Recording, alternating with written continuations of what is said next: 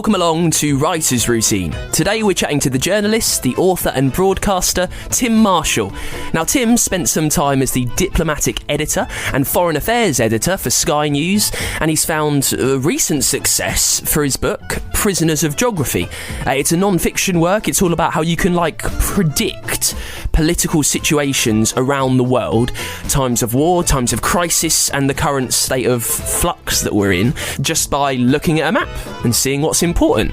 It's been hugely successful. It sold around 1 million copies, and Tim talks about how the first idea for the story came over 20 years ago. Also, we'll find out how writing TV news bulletins helped him get this book done, and you can find out what he, as a non-fiction author, can learn from a novelist. The only other thing that I know I do, unlike when I speak, is that I do write in short sentences, and that I learnt from a fiction writer, Hemingway. I mean, the master of writing short sentences with up to 3 levels of meaning in them. I mean, a brilliant fiction writer. If you want to know how to convey a lot of meaning into a short sentence, he's the guy. So stay there, it's all on the way on this week's Writer's Routine.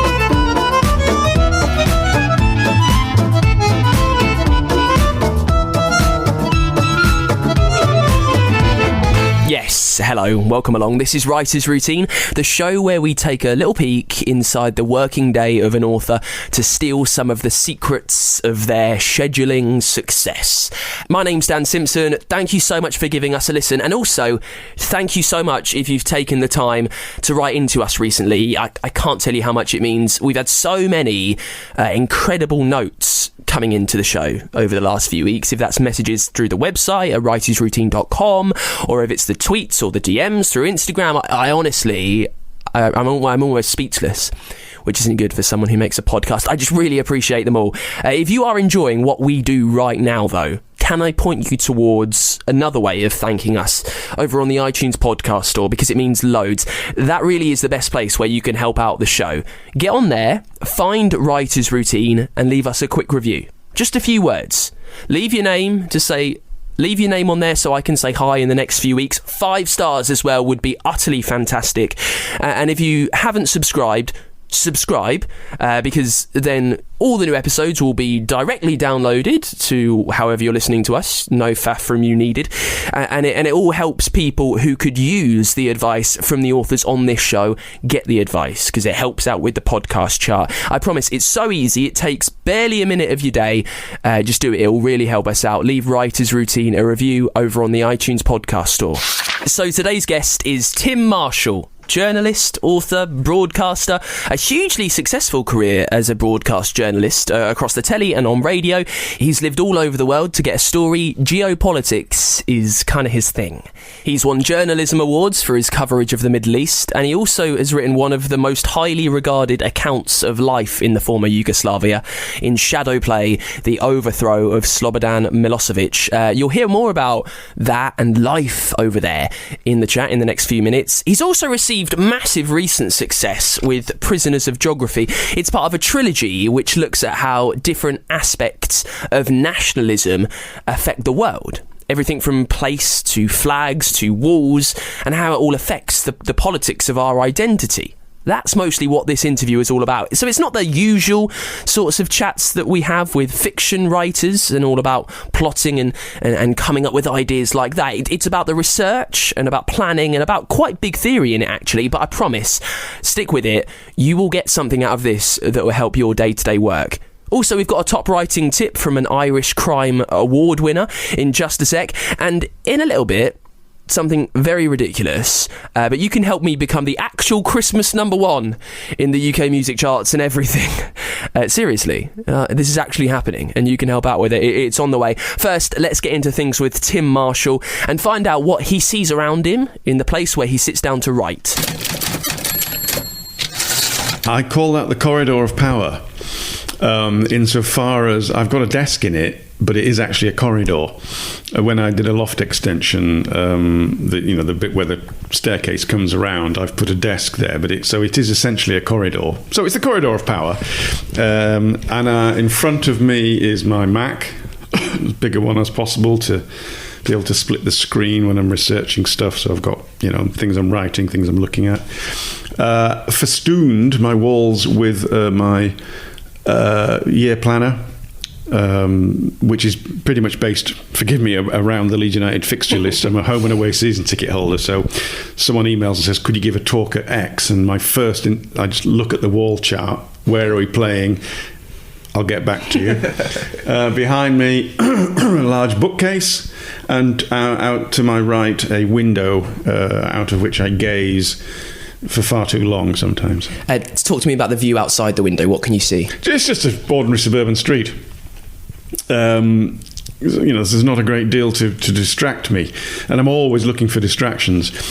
I do a fair bit of research and internet research and writing and phone calls from there, but I probably 50% of it is also done at my real office, which is called Gale's Cafe, which is on my local high street.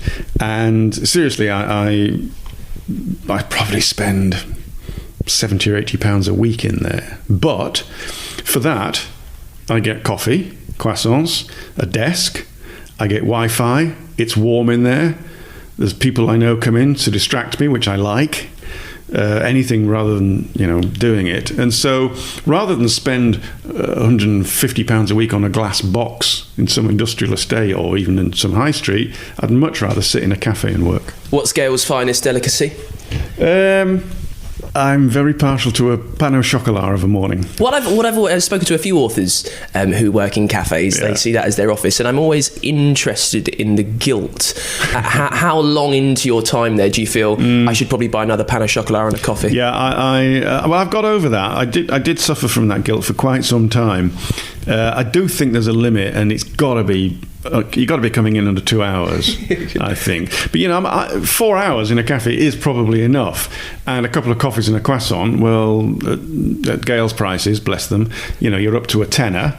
It's okay, and also I'm not there at the really, really busy times because it's bedlam.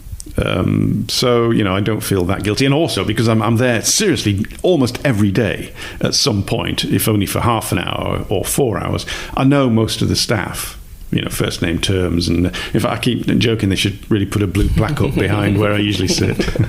Well, let me very quickly just continue to touch on the room that you write in, if that's okay. Sure. What have you got? So art on the walls, what have we got? To my left, I have my RTS award from years back when I was a news reporter. I've got a picture of Milosevic, but he's walking away from the camera, and it was taken by a Serbian photographer friend of mine, and he hadn't resigned, but it was published, and everybody kind of knew what the message was. Not resigned, overthrown, I should say. You're on the way out. And around about the same time, there was a thing called gotovje, which means he's gone or he's finished.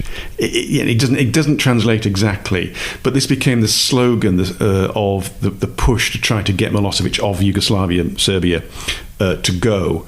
And it was a brilliant slogan because it just said because he's gone and he's finished was sort of the same thing. And so I've got that Gotovje poster framed underneath it with him walking away, because that was a seminal moment for me, the whole Yugoslavia stuff. It kind of brings to mind as a football fan, the famous Sepp Blatter photo. Do you remember this one when the corruption all became very clear, and there's that brilliant photo of him exiting stage right, isn't it? They do say 1,000 words. I mean, I'm trying to think. I mean, there's so many brilliant photos that sum up everything, but one that just sprang to mind in a British context was when Gordon Brown had accused that woman of being a bigot. He's in the studio. I think it was Radio Sheffield. I can't really remember, but he's in the studio, and there was a photographer outside looking through the glass window, and they played back to him what she was saying about him. And at that moment, he put his head in his hands, and that was it. There was the vote gone. They are brilliant. Sometimes photographers know what they're doing. Sometimes they just catch it. As a journalist yourself, I mean, those kind of moments, it must be what you dream of. Yeah. The moment when it's played back to him and everyone can hear it, and Gordon Brown has, to effect, lost that election on that moment. There are those few moments. I mean, forgive me, this isn't patronising you, it's fact. We are of different generations, but you might remember or have heard of the Gerald Ratner moment. He said his products, Ratner's, were crap. And I was there that day. We were just, run-of-the-mill, rather boring business story. It was at the Albert Hall. I think it was their annual conference. And in the middle of it, he suddenly said, well, why do people buy our stuff? Because it's crap. And the journalist said, what? Boom. I mean, there's your headline. And his company very rapidly went downhill, and he very rapidly resigned. Moments like that, you just think, oh, there's the story. Well, the routine is often, I get up and I go out for breakfast. I mean, it's such a luxury to have someone bring you something and then take it away after you've finished it. Even if you do have to pay for that privilege, it's great. I just cannot bring myself to make myself coffee, tea and toast in the morning. Now, obviously it costs, but I've been fortunate enough recently to sell one or two books, and that's less of a worry. So that is a routine. I'll either bike up to the high street or walk up, and then I'll either go on to something, to a school if I'm giving a talk there, or occasionally I'll go off to do an interview, or I'll come back and start ploughing through emails, because as a non-fiction writer, I'm still ploughing through.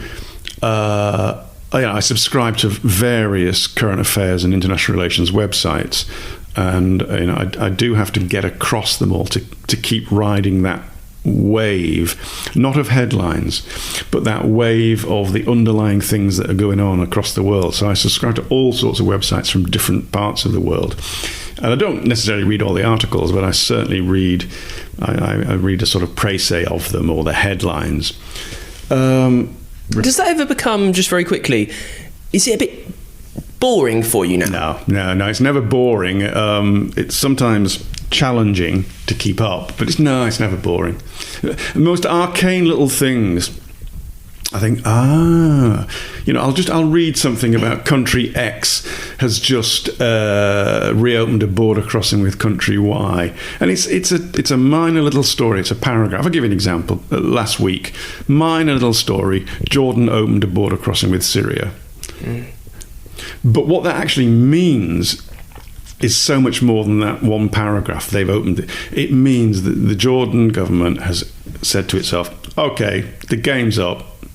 Assad's staying, government to government negotiations, back to where we were 5 years ago. There's so much behind what looks like a tiny little story, which is why I try and keep across all these what look like small stories, because they're all connected to the bigger stories. I'm just interested in this. We'll get back to the routine, although there isn't one in just a sec. No, there isn't. Does that mean if you're kind of keeping across world trends, and does that give you a chance of possibly predicting what is going to happen? For instance, did you see Brexit and Trump happening before they happened? Brexit I predicted, and wasn't surprised, partly because I go to football so much. Trump, I said Hillary would win narrowly. So I was wrong, but only a little bit. Because the predictions were that she would absolutely landslide it. I thought she would win narrowly. I got that one wrong. You can't get them all right. If you're getting 6 out of 10 right, you're doing pretty well, because we are guessing anything about, it's just like a horse race. It's a guess. If you get 7 out of 10, you're doing pretty well. So other things, I absolutely saw the sheer wave of coming in the Middle East. I saw that coming through travels in the Middle East, and the Iranians seeing an opportunity to push their version of the world. There have been others, but at a different level to that question, you can also partially predict things through geopolitics, and by that I mean the actual geography of it. I knew that I guessed rightly that the Russians would invade and annex Crimea. Because when you know the geography of Russia, you know how important that port is to them in Sebastopol in Crimea. It is an existential matter for them. And so when Ukraine flips, you know that this existential matter will force any Russian leader to annex Crimea. So you can predict it. And I'll give you another example. I know the future. No, I know that if there is a scenario in the future, I know what will happen from that scenario. And here's the example. If India cut the water supply to Pakistan, because it flows through their part of Kashmir that they control, there will be a war. Right. Without any question, because that is an existential matter because of geography. So when you know that sort of terrain stuff, you can actually predict some events. So you're almost seeing 5 dominoes down the line when the first one has been pushed. You're able to figure out more or less. Well, and again, it's also when you can see those 5 dominoes, when the first one falls, country X suddenly challenges the treaty that has held for the last 5 years. You think, oh, well, what happens if that treaty does get renegotiated, or somebody does do that and then does do that? And you know what, when it comes to the point of the existential matter, there will be conflict. Another example would be Egypt and Ethiopia. If Ethiopia did dam the Nile to the extent that the water flow to Egypt was massively reduced, which would put the 85 million Egyptians' lives in danger, there will be a war, without any question. So, you can use geography to give you a clear indication of what can happen. I've done 5 books, and, thousands of articles, some of them, fairly long form. I'm never ready until I've got a clear idea of what I want to say at the beginning, going through the middle and to the end. I mean, that's obviously not like fiction. I mean, as I understand it, some fiction writers, have a very vague idea, but how wonderful. They're actually telling themselves the story as they go along, and they veer off, and sometimes they do things they didn't know they were going to do. That's wonderful. That's so creative. I'm not like that at all. I will have arrived at my concept. Furthermore, at book level, I have to break it down into the sections. Okay, at the beginning, I am going to do this, and this chapter will be the introduction, in which I will sum up. The first chapter will be this, because I think it's the one that's the best example of everything I'm trying to say. I will then turn to this country, if you were doing it chapters by country, because there is this overlap with what came before, until you get to the end. Only when I've done that structure, when I've built that road, or if you like, a roadmap, at that point I will sit down and write the first word. And that to me is the hardest. It was the same when I was in television, even with a 2-minute or 2-minute 30 report. Forgive me, I was actually quite a good writer for television news. There is a real skill to it, which is not to put down what you're seeing. I mean, people do that, this red car arrived on this road. Yeah, I can see that. There is a real skill to it. And forgive me, I was quite good at it. But I couldn't, I sometimes used to just stare there for sort of 5-10 minutes, and you've got a bulletin with 50 minutes left, and think, where do I start? What am I going to say? But the moment that I've got that structure, and then that first sentence goes down, I'm off and running. At that point, it becomes easier. What do you think it was about? What do you think it is about Prisoners of Geography that made it catch on to such an extent? Yeah, I thought about that a lot a couple of years ago. Once it really accelerated and went into the top 10, and I'm pretty confident that it's because we are in what I call the age of uncertainty. These are slightly cliches, because all ages are ages of uncertainty. There's never really a completely solid time when you're on solid ground. But compared to the past 50 to 70 years, I think things are more fluid than they've been. We had a bipolar world, then we had a unipolar world with the States, briefly, and now we are in this multipolar world, which has come about at the same time the 2008 crash, the acceleration of technology and the mass movement of peoples. So they've all started swirling around, and an awful lot of people are thinking, whoa, what's going on? Now, obviously, I don't know what's going on, nor do I know exactly where it's going. But I do think that what I try to do is to put some context into why it's swirling around. I mean, it doesn't help you, that it doesn't stop it swirling, but it gives you hopefully a foundation of understanding. Right, this is why all this stuff's going on. I realised there was a template, and I don't mean I've just copied, but I realised that this structure of chapter 1 is about Russia. Chapter 2 is about China. Chapter 3 is about this. And I realised that, I'm not a postmodernist by any stretch of the imagination, nor do I like people like Michel Foucault, the French philosophers, and all that sort of deconstructionism. I think it is in the human nature to want to start at the beginning, get to the middle, and then go to the end. And it's a bit old-fashioned of me, I know, but... So I again, with flags, I realised that the geography structure had certainly helped me to have a narrative flow. And so, right, how am I going to now group? I've got 193 nation-state flags, for example. Then I've got other flags like the Jolly Roger, and then I've got flags like the Hezbollah flag, the ISIS flag. How do I make sense of these? And so firstly, it was geographic. Okay, I'm going to go through Europe. I'm going to go then another chapter on Africa, another chapter on Latin American flags, because they are different. They do say things obviously germane to the geographical region. And there are groupings of flags as well. And for example, the Latin American flags are quite different to the African flags.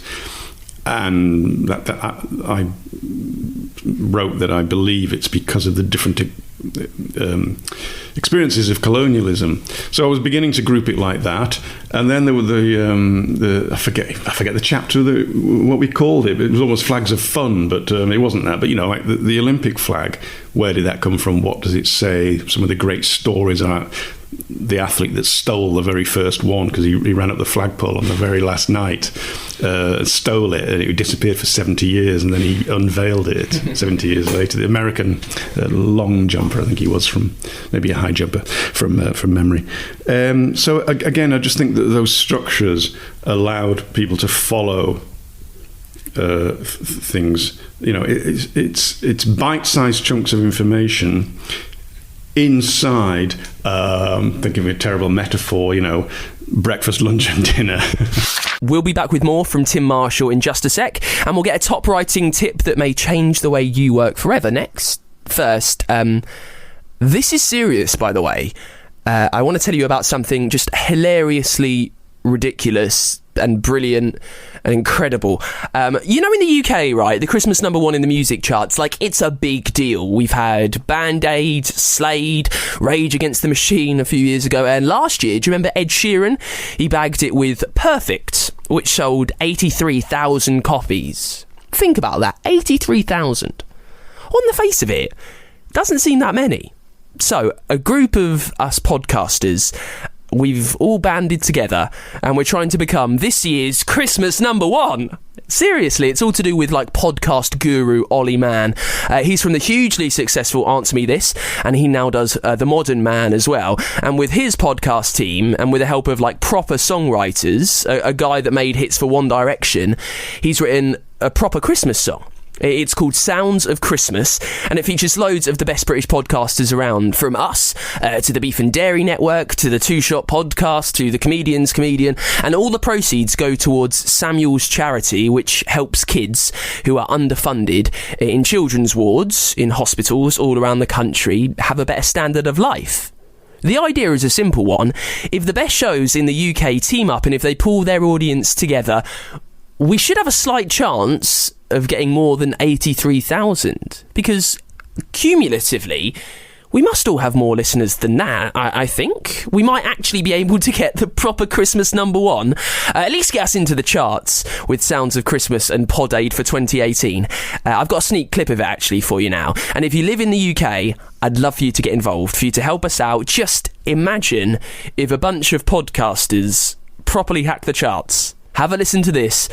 Treat it with the very much tongue-in-cheek spirit which it deserves. This is Sounds of Christmas. Children laughing and playing nice. The thought of your body on slippery ice. Santa owing every corner. Oh, it's Christmas time. It's Christmas time. Christmas time. Christmas time. So how am I supposed to move on and forget?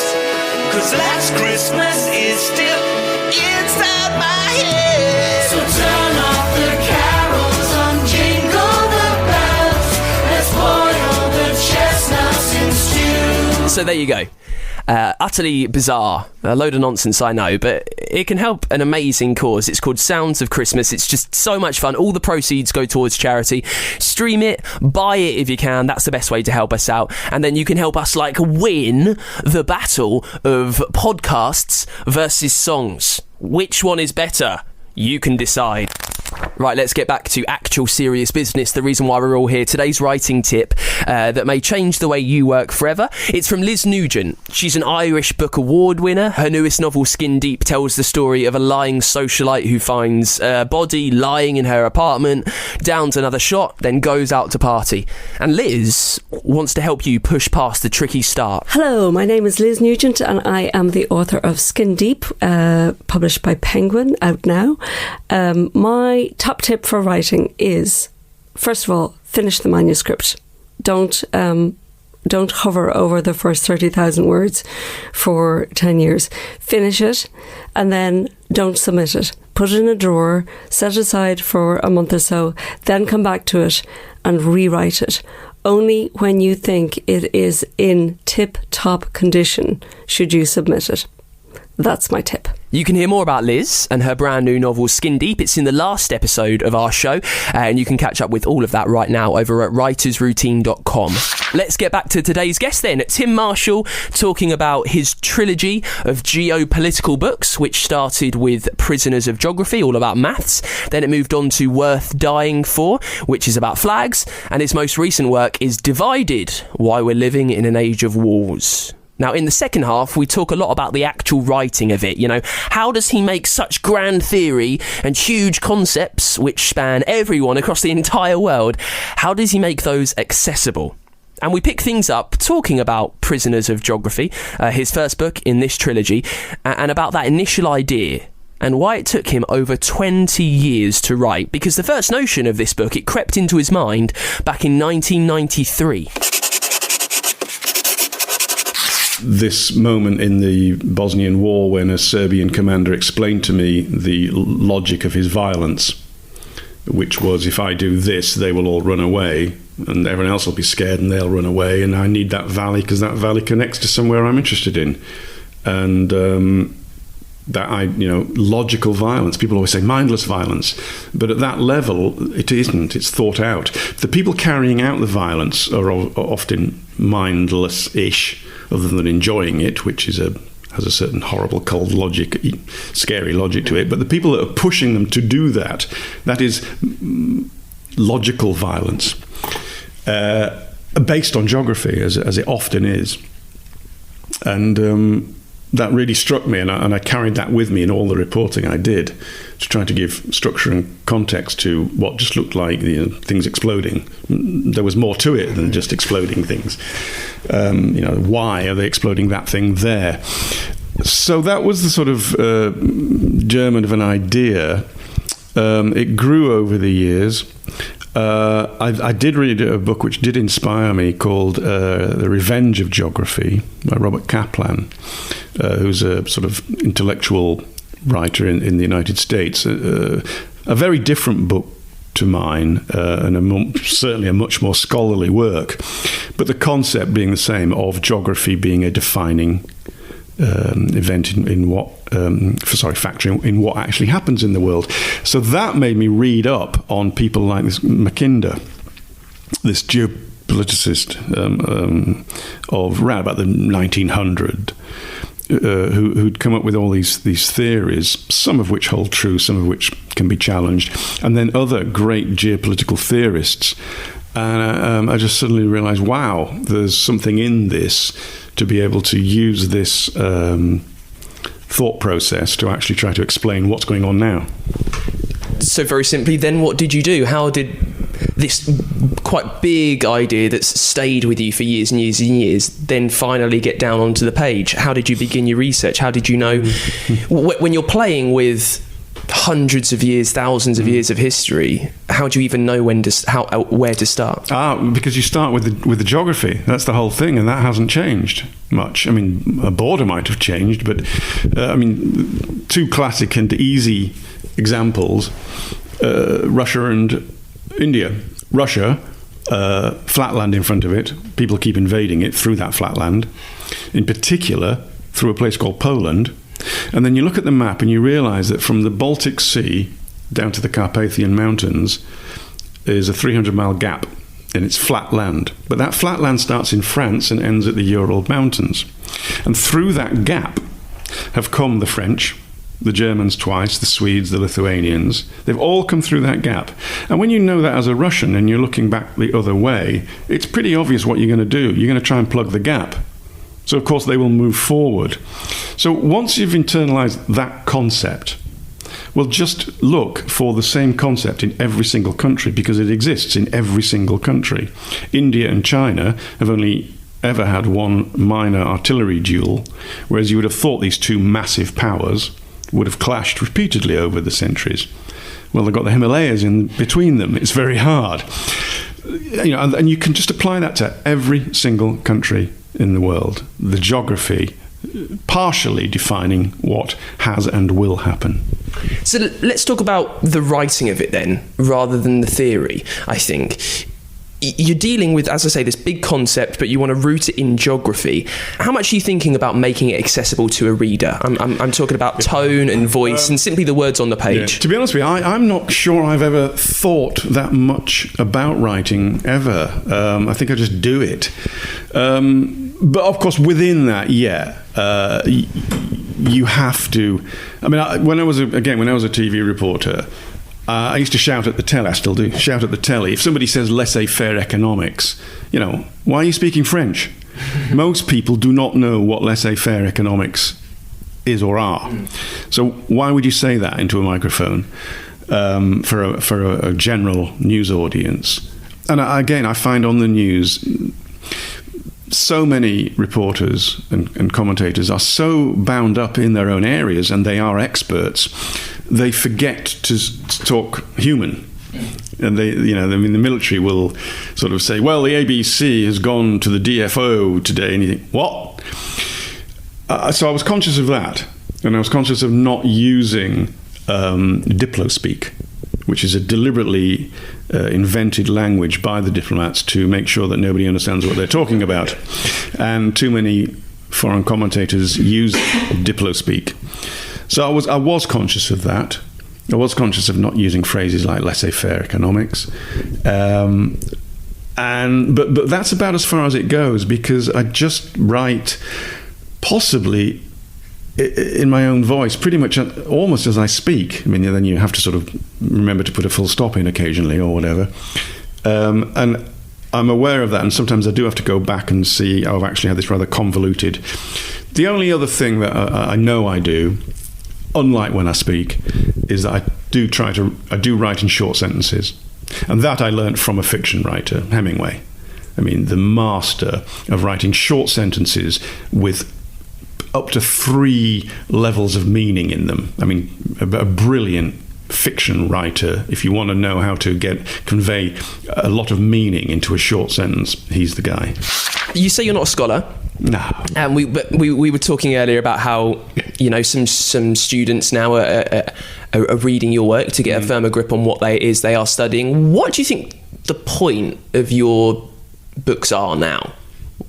What do they exist to do? Inform, but inform at an accessible level. I don't think there's enough of that about.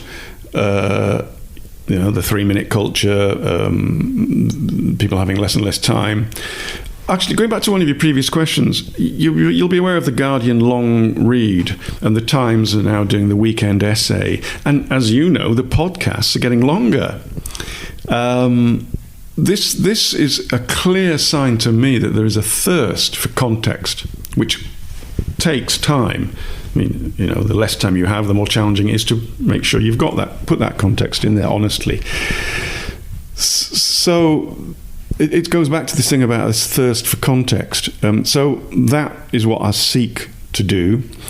On a more flippant level, I actually do try to squeeze the occasional joke in. Joke's not quite the right word, but or amusing story.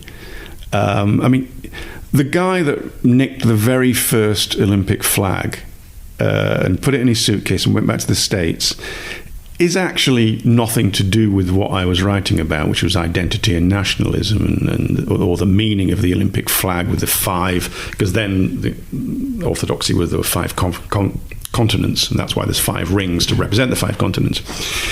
But, as a journalist, I know that's a great story, because when he was in his 70s, he was at this dinner and it came up, hey, no one ever knew what happened. And he said, I can help you with that. As a journalist, that quote, I can help you with that. Whoa, it's great. And it's got a nice ending. The next Olympics was in Sydney, and they invited him, and they worded it beautifully. They invited him to donate the first Olympic, in other words, give back the one you nicked. But it was all done really nicely. Now, as a journalist, I know that is a really entertaining human story.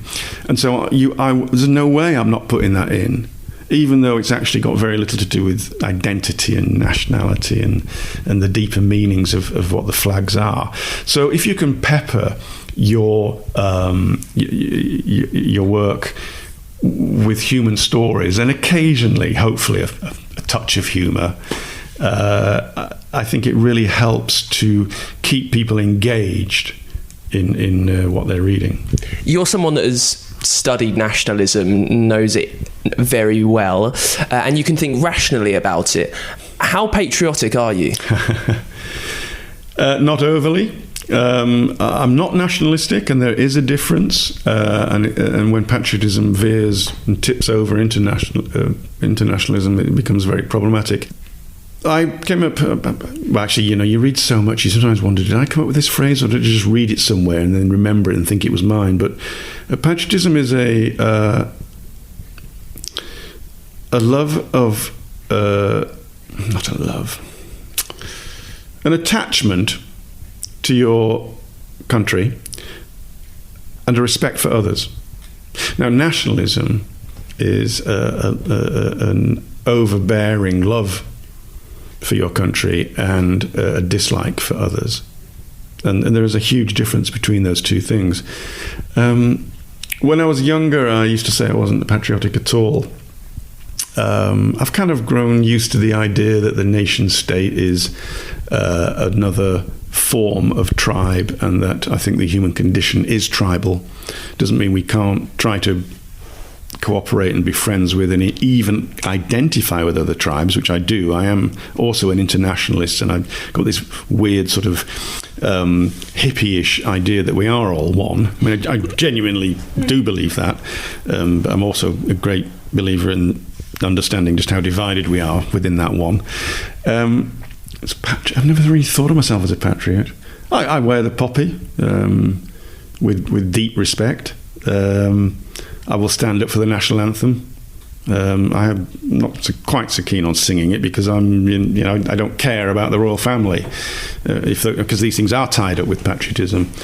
So I respect patriots, and I think that people who loathe this country, like a Brit, says, I hate Britain. I just think they're fooling themselves. It's a sort of romantic idealism of themselves as standing up against this primitivism. Whereas in fact, you won the lottery, mate.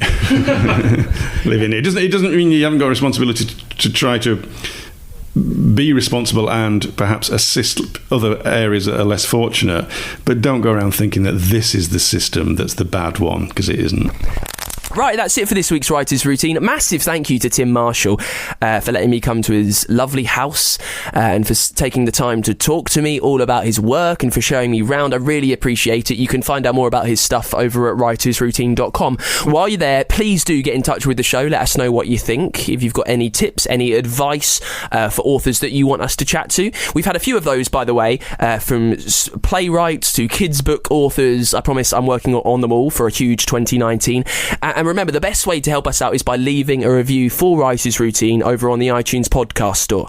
And while you're there, you can pick up Sounds of Christmas, the pod aid plan to take on the proper music charts. It's out now. You can buy it, you can stream it, get involved, help out charity, and help us live out a dream and become the actual Christmas number one. Right, a quick bit of admin before we go, because it's coming to Christmas where everything gets a little bit busy and we all take time off. The plan for the show for the next few weeks is, hopefully, one more episode next week, pre-Christmas. Then we'll have a few weeks off, and then we'll be back on either the 10th or the 11th of January, I reckon.